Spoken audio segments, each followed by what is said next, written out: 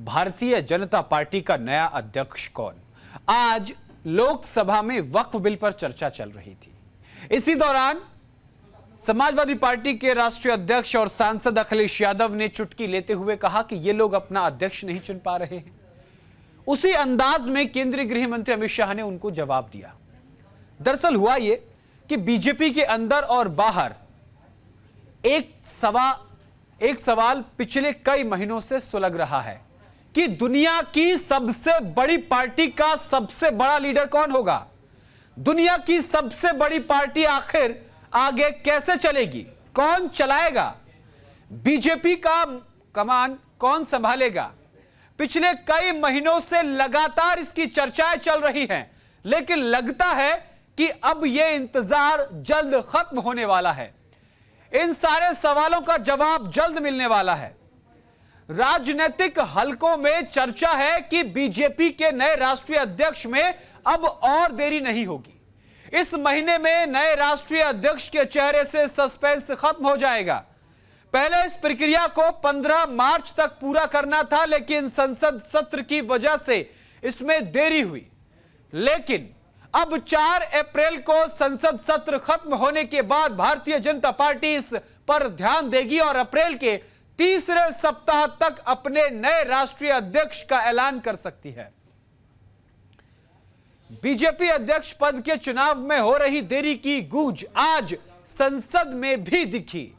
वक्फ bill पर बहस के दौरान जब समाजवादी पार्टी के राष्ट्रीय अध्यक्ष अखिलेश यादव बोल रहे थे, तो एक वक्त ऐसा आया जब सत्ता पक्ष और विपक्ष समेत पूरे सदन में हंसी ठहाकों से गूंज उठा।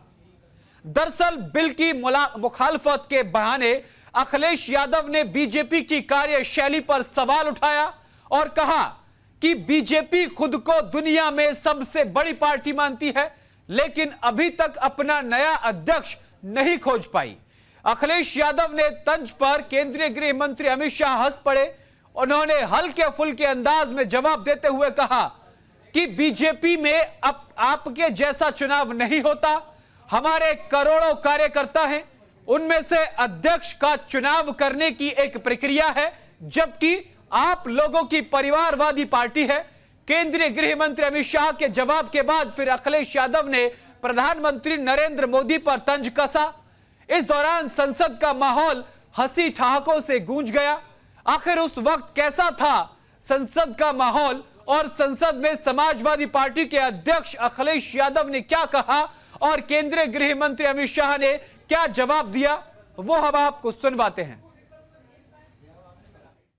आगे बढ़ा दूं, अध्यक्ष महोदय, जो बात सोशल मीडिया या और जगह गुपचुप हो रही है, कहीं ऐसा तो नहीं था कि अभी कुछ दिन पहले यात्रा जो हुई है वो कहीं 75 वर्ष की एक्सटेंशन वाली यात्रा तो नहीं थी? अध्यक्ष महोदय, ये जो इस बार जो वक्फ बिल आया है, नाकामी का पर्दा इस बार है वक्फ बिल। और नाकामी कोई एक आध नहीं है, मैं कई नाकामियां बता सकता हूं। अभी मैं माननीय सदस्यों को सुन रहा था, वो पुराने कई बिल उनके बारे में चर्चा कर रहे थे कि कितने प्रोग्रेसिव बिल लेकर के आए हैं। मुझे याद है मैं उत्तर प्रदेश में उस समय था और मुझे लगा कि शायद इनकी वो बात ठीक होगी।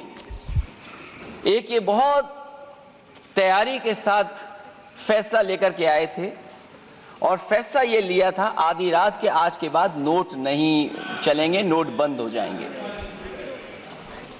अध्यक्ष महोदय, उस नोटबंदी नाकामी के बारे में भी तो चर्चा हो जाए कि अभी भी न जाने कितनी जगह पर कितना रुपया निकला जा रहा है।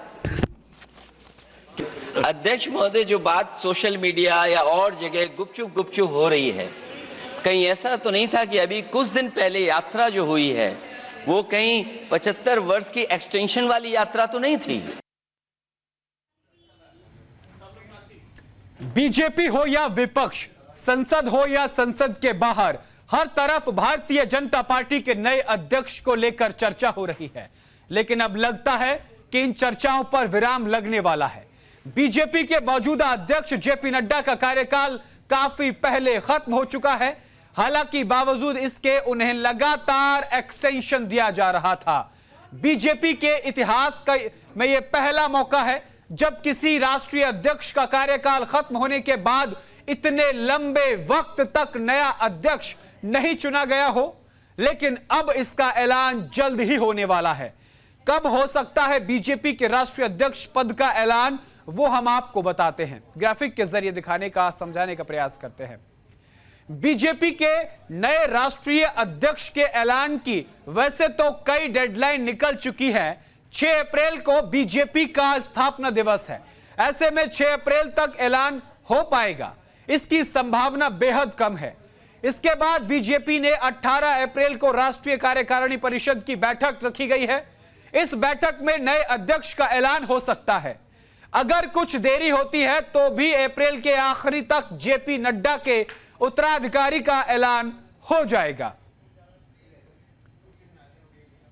भारतीय जनता पार्टी भविष्य की राजनीति को ध्यान में रखकर बड़े फैसले लेने के लिए जानी जाती है।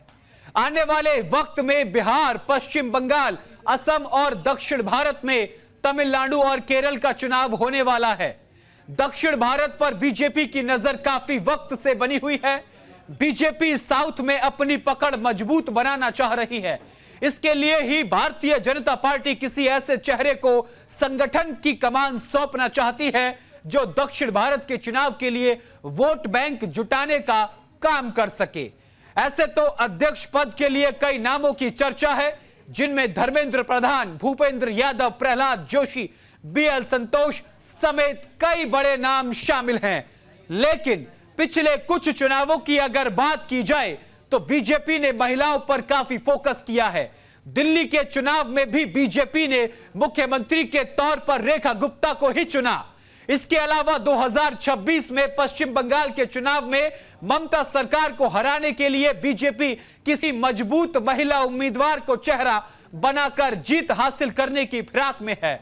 इस लिहाज से निर्मला सीतारमण और आंध्र प्रदेश की दुग्गबत्ती पुरेंद्रेश्वरी का भी नाम चर्चा में है।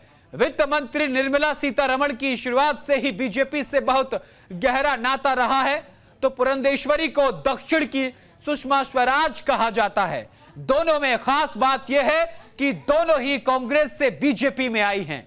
अब सवाल यह है कि बीजेपी अध्यक्ष का चुनाव आखिर कैसे होगा, वो हम आपको ग्राफिक के जरिए बताते हैं।